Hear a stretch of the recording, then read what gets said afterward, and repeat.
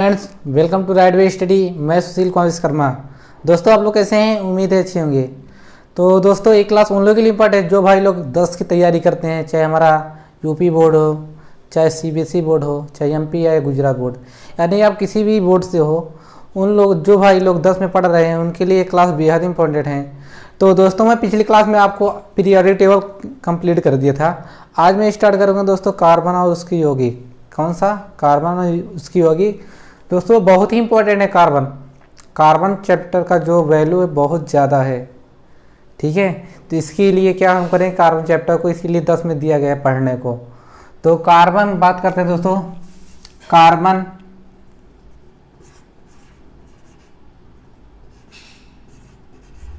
And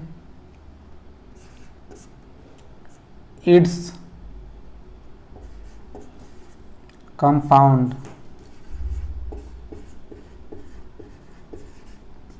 जिसे हिंदी में बोलते हैं दोस्तों कार्बन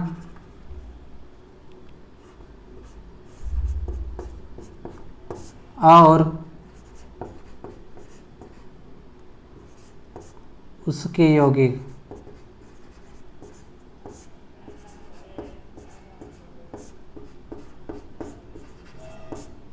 कार्बन और उसकी यौगिक, कार्बन और इसके यौगिक। बात करते हैं दोस्तों, जो कार्बन हमारा है,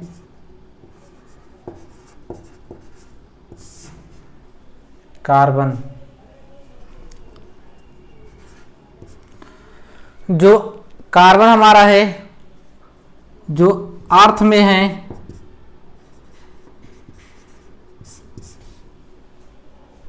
अर्थ में जो हमारा कार्बन पाया जाता है दोस्तों, यानी भूपर्पटी में, वो 0.02%, 0.02% पाया जाता है। अब बात करते हैं दोस्तों, एक इसमें पाया जाता है, अर्थ में पाया जाता है। अब बात करें दोस्तों, एटमॉस्फेयर में हमारा जो पाया जाता है, एटमॉस्फेयर हमारा जो पाया था 0.03%, 0.03% पाया जाता है। कितना पाया जाता है? 0.03% पाया जाता है। बात करते हैं दोस्तों, कार्बन की जो है ग्रुप नंबर 14 में रखा गया। किसमें? ग्रुप नंबर 14 में रखा गया है। किसमें गया है? ग्रुप नंबर 14 में रखा गया है। जो कार्बन का जो होता है संकेत होता है वो दोस्तों सी होता है। इसका जो सिंबल होता है वो दोस्तों क्या होता है? सी होता है।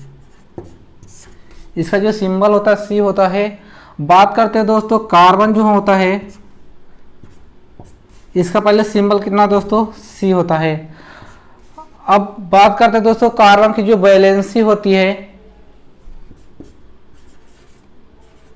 वैलेंसी होती है दोस्तों कितनी होती है? 4 होती है। इस कार्बन दोस्तों इस तरह लिखा जाएगा, ठीक है। कार्बन की वैलेंसी कितनी? 4 होती है। पहले कार्बन की इस तरह लिखा जाएगा, C612 लिखा जाएगा। 6 हमारा जो है दोस्तों वो एटॉमिक नंबर है, जिसे परमाणु क्रमांक बोलते हैं। तो परमाणु क्रमांक को Z से डिनोट करते हैं, तो हमारा क्या है? वो 6 है। परमाणु क्रमांक को Z से डिनोट करते हैं, वो हमारा कितना? 6 है। अब बात करते हैं दोस्तों, जो प्रोटॉन की संख्या है वो हमारा क्या है? 6 है। प्रोटॉन की संख्या जो है हमारा क्या है? 6 है।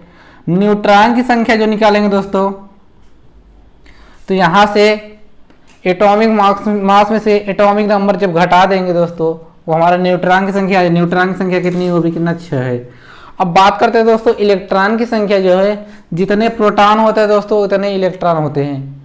जितने प्रोटॉन होते हैं उतने भी इलेक्ट्रॉन होते हैं। तो इलेक्ट्रॉन की संख्या भी कितनी हो गई? हमारी 6 हो गई। इलेक्ट्रॉन की संख्या कितनी हो गई? 6 हो गई। अब बात करें तो वैलेंसी जो होती है दोस्तों, इसकी वैलेंसी कितनी होती है? 4 होती है। इसकी वैलेंसी जो होती है हमारी कितना? 4 होती है। और वैलेंस इलेक्ट्रॉन जो होते हैं, वैलेंस इलेक्ट्रॉन, ये जो इसका वैलेंस इलेक्ट्रॉन होता है दोस्तों वो भी कितना होता है? 4 होता है। वैलेंस इलेक्ट्रॉन में वैलेंस इलेक्ट्रॉन कितने? 4 होते हैं। वैलेंसी और वैलेंस इलेक्ट्रॉन दोस्तों आपको डिफरेंस बताया था। वैलेंसी जो होती है उसके वायतम कोष में जितने इलेक्ट्रॉन की कमी होती है वो उसकी क्या कहते हैं, वैलेंसी होती है। और वैलेंस इलेक्ट्रॉन उसके वायसन कोष में जितने इलेक्ट्रॉन होते हैं उसका वैलेंस इलेक्ट्रॉन कहलाता है। दोस्तों आशा करता हूँ आपको समझ में आ रहा होगा।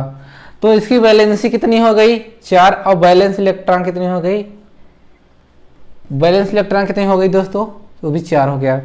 अब बात करते हैं दोस्तों इसकी वैलेंसी की हो गई। अब इसका जो इलेक्ट्रॉनिक विन्यास है, यानी इलेक्ट्रॉनिक विन्यास जो है, इसकी कॉन्फ़िगरेशन जो है वो कितना होता है, कार्बन का कॉन्फ़िगरेशन कितना होता है, 2,4 होता है, 2,4 होता है। जब 2,4 होता है तो दोस्तों ऑक्टेव लॉ क्या बोलता है, ऑक्टेव लॉ दोस्तों बोलता यह है कि यदि किसी तत्व के वायतन कोष में इलेक्ट्रॉन जो हो सकते हैं हमारा 2 होता है, 8 होता है, 18 होता है, 18 होता है, 32 होता है, 32 होता है, इसी क्रम में इलेक्ट्रॉन को क्या किया है, फिल किया गया है। यानी प्रत्येक तत्व अपने कोष में 8 इलेक्ट्रॉन, 18 इलेक्ट्रॉन, 32 इलेक्ट्रॉन इस तरह रखते हैं। यानी इस तरह सेल हमारा हुए कक्षा खुलता जाता है। तब प्रत्येक तत्व जो है अपने कक्षा में 8 इलेक्ट्रॉन करना चाहते हैं। तो दोस्तों ये क्या करेगा, या फिर 4 इलेक्ट्रॉन को क्या करेगा, दे देगा, या फिर 4 इलेक्ट्रॉन को ले लेगा। तो दोस्तों ये तो न तो इलेक्ट्रॉन ले सकता है न तो दे सकता है। तो क्या करेगा दोस्तों, ये शेयरिंग करेगा। क्या करेगा, शेयरिंग। शेयरिंग क्या होता है दोस्तों, या तो ये इलेक्ट्रॉन ले लेगा उसका दूसरे तत्व का, और ये अपना इलेक्ट्रॉन उसको देगा, इस दूसरे का इलेक्ट्रॉन ये ले लेगा।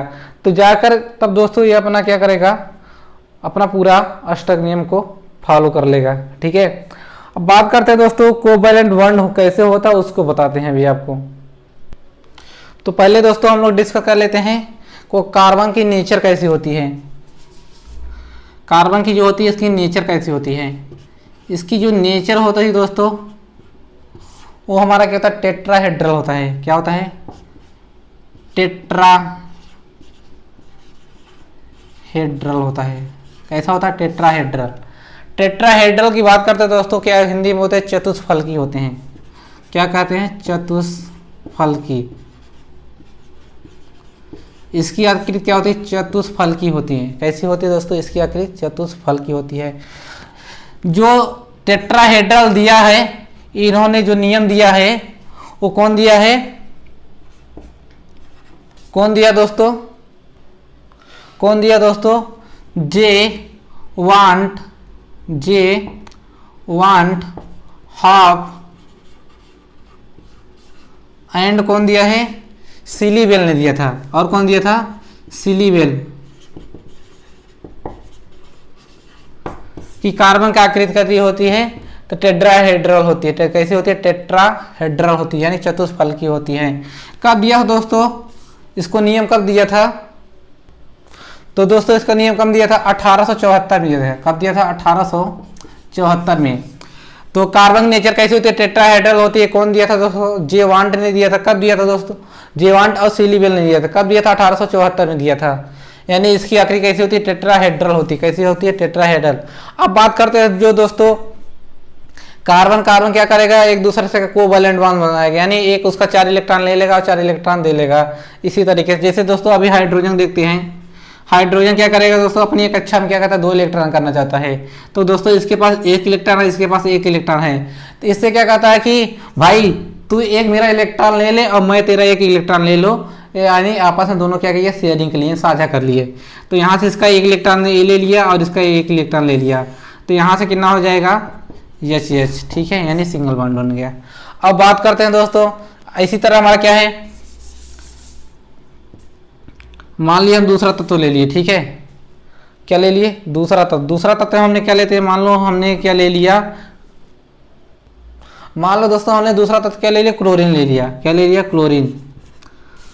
इसका स्ट्रक्चर इस तरह है, Cl, इस तरह Cl कर लेंगे। इसके यहाँ पर क्या कर देंगे दोस्तों, वायतन कक्ष में कितना होते हैं, 7 इलेक्ट्रॉन होते हैं। ठीक है, ये 7 इलेक्ट्रॉन हो गया। यहाँ से भी 7 इलेक्ट्रॉन हो जाएंगे। तो दोस्तों ये क्या करेगा, ये बार पहला क्लोरीन क्या करेगा, इससे 2 इलेक्ट्रॉन ले लेगा। यहाँ से इसका 2 इलेक्ट्रॉन ले लिया ठीक है, यानी एक इलेक्ट्रॉन इसका ले लिया, और ये वाला भी क्लोरीन क्या इससे एक इलेक्ट्रॉन कर लिया, तो दोनों आपस में साझा करके दोस्तों यहाँ से Cl सिंगल बॉन्ड Cl यानी Cl2 बना दिया। क्या बना दिया? Cl2। यानी एक दूसरे में आपस में साझा करके दोस्तों इन्होंने क्या किया? क्लोरीन बना दिया। इसी तरीके से दोस्तों मान लीजिए हमने क्या नाइट्रोजन है, क्या है? नाइट्रोजन है। तो नाइट्रोजन जो दोस्तों 2,5 होता है इसका इलेक्ट्रॉनिक विन्यास, तो यहाँ पे एक नाइट्रोजन इधर, एक नाइट्रोजन इधर, ठीक है। तो इसके वायतम कक्ष में कितने दोस्तों? 5 इलेक्ट्रॉन होंगे। कितने होंगे? 5 इलेक्ट्रॉन होंगे। तो यहाँ से 2 इलेक्ट्रॉन यहाँ, ठीक है, 2 इलेक्ट्रॉन यहाँ कर लिया, मान लिए 3 कर लिया। कितना? 1 2 3, ठीक है, 1 इलेक्ट्रॉन 2 इलेक्ट्रॉन 3 इलेक्ट्रॉन। इसके भी 2 इलेक्ट्रॉन इस तरह रख लिया और 3 इलेक्ट्रॉन इस तरह।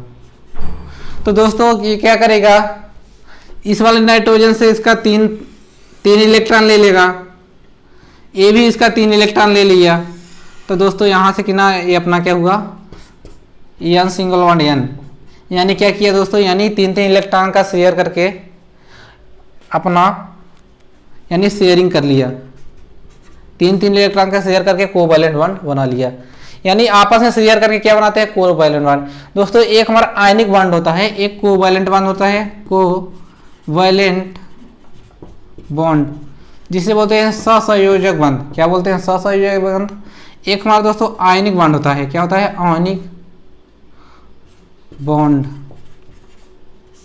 जिसे आयनिक बंध बोलते हैं। आयनिक बंध में दोस्तों क्या होता है? मान लीजिए 2 तत्व, एक हमारा सोडियम लिए और एक हमारा क्या लिए? क्लोरीन लिए। क्लोरीन क्या है दोस्तों? सोडियम को होता है 2,8,1, क्योंकि इसका परमाणु क्रमांक 11 होता है। अब बात करते हैं दोस्तों क्लोरीन का, तो 2,8,7 होता है, 2,8,7। तो दोस्तों क्या करेगा? इसमें एक इलेक्ट्रॉन का अधिकता है, इसमें एक इलेक्ट्रॉन की कमी है। जिस पर अधिकता होता है तो उससे प्लस आयन, जिस पर कमी होता है तो उससे माइनस आयन। क्या होता है? माइनस आयन होता है। तो दोस्तों इस तरह क्या हुए? ये अपने क्या हुए? यहाँ से हो जाएगा NaCl। क्या बन जाएगा? NaCl, जिसे खाने वाला नमक भी कहते हैं, खाने वाला नमक भी बोलते हैं। तो दोस्तों आयनिक बॉन्ड इस तरह है, कोवैलेंट बॉन्ड इस तरह है, ठीक है। कोवैलेंट बॉन्ड में क्या होता है? क्या होता है दोस्तों? इलेक्ट्रॉनों का शेयर होता है, लेकिन इसमें क्या होता है? आयन जो होते हैं प्लस माइनस क्या होता है? मिलकर क्या बनते हैं? एक कंपाउंड बना लेते हैं। तो आशा कर रहा हूँ दोस्तों आपकी समझ में आया होगा। तो दोस्तों यदि आपको समझ नहीं आया होगा तो आपको कमेंट बॉक्स में बताना है कि कहाँ पर नहीं समझ आया, तो फिर उसको अच्छे से समझाने का प्रयास करेंगे। आशा करता हूँ दोस्तों आपको समझ में आया होगा। यदि दोस्तों आपको समझ में आया होगा तो हमारे वीडियो को ज़्यादा लाइक करिए, शेयर करिए और सब्सक्राइब करें। Thank you, all the best.